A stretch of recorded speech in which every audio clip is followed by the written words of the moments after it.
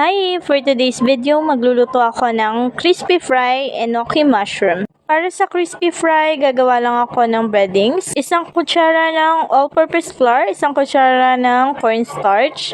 Naglalagay ako ng black powder, pepper, paprika powder, at iodized salt. Then mix.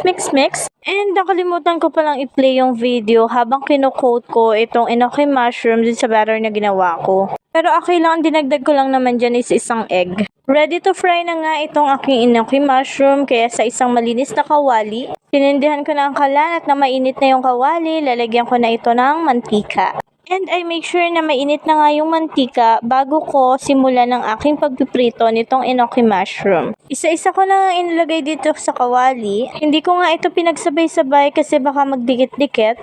At mabilis lang naman ito iluto kaya dapat bantay kasi baka masunog. Pag nag-golden brown na siya, is goods na yan. Ready ko na siyang hanguin. Kumuha lang ako ng strainer para matigis ko yung mantika. Ito yan nga, inilagay ko na yung dalawa kasi luto na. So, ganun lang siya kabilis iluto. Itong isa, maya-maya ng konti. Ipagpatuloy ko nga lang ang pagpiprito nitong enoki mushroom. Sa paghuhugas nga nitong enoki mushroom, talagang kailangan may strainer, yung maliliit yung butas. Kasi masyado palang maliit at napaka-thin nitong enoki mushroom. Masarap nga din yung luto na ibabalot to sa bacon. Siguro sa susunod, gano'n naman yung ito-try ko. So yan, luto na ang aking crispy fry enoki mushroom. Perfect nga ito sa aking ginawang sausawan na suka. And in fairness, itong malambot na enoki mushroom ay aking napalutong. Yum! Nagluto nga din pala ako ng stir fry enoki mushroom with kangkong stems and pork giniling.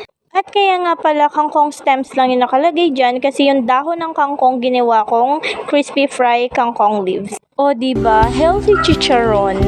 Eto yun guys. Malutong talaga. So yun lang. That's it for today's video. Kain po tayo. Thank you for watching. Bye!